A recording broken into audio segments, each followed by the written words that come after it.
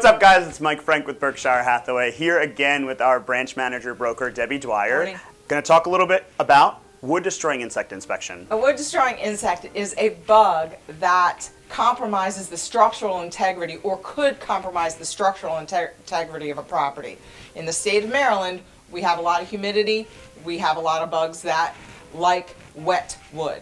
Therefore, a wood-destroying insect inspection is always recommended. So talking about things like termites, powder post beetles, carpenter bees, and Correct. all kinds of different bugs. Definitely not a specialist on this, but typically people will refer to this as a termite inspection. But truthfully, it's a wood-destroying insect inspection. This section of our contract has changed a lot over the years, but something that stays consistent is that in Maryland, the seller is generally responsible for any kind of repairs or issues that would arise from this? Correct. Up to 2% of the purchase price. So this paragraph is the seller already agreeing to have a termite treatment and or make sure that the structural integrity is intact, unless that cost to the seller would exceed 2% of the purchase price.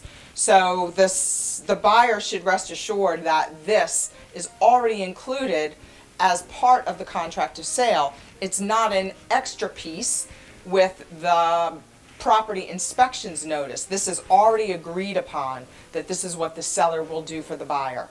Right, and one thing that we see a lot of, sellers get kind of concerned about this, but typically wood-destroying insect inspection would reveal maybe a damaged joist or a damaged beam, and typically we can do things like minor repair. Cost might be $300 to $1,200 or even $1,800.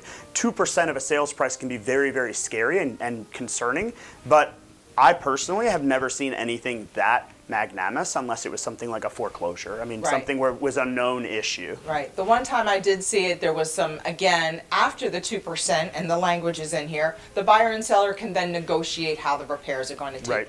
place. The buyer has the right to walk away because that repair might be so large they don't want to have to deal with it, or the buyer and the seller come up with a plan of action, who's going to pay for what, and that repair is taken care of. Right, and oftentimes these repairs might be a termite treatment or a mitigation, or it even could be something, and we see this a lot, where the lender or the underwriter will require a structural certification, having a contractor come in and verify that that joist or that beam is actually structurally sound. So sometimes it may be simply a structural improvement as compared to a remediation of actual wood-destroying insect. Correct.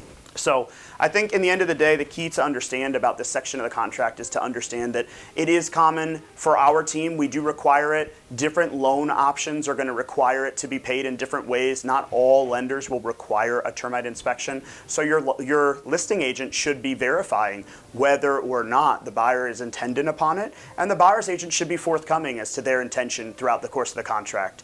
One note about the wood-destroying insect inspection is that with an as-is contract, now, not prior, but now the as-is term would withdraw this paragraph? It negates paragraph 19. It's actually taken out of the contract as is. The as-is addendum, as is with inspections, as is without inspections, totally strikes through paragraph 19. Right. The one thing we have to really be cognizant of is that exception to that is a VA loan. The VA requires a pest inspection, and the VA is not going to allow paragraph 19 to be struck from the contract. Regardless of agreement between buyer and seller. Regardless of the as-is. Right. So that's just an interesting piece of this contract paragraph. We'll talk to you guys real soon with a lot more content. Thanks so much. Thank you.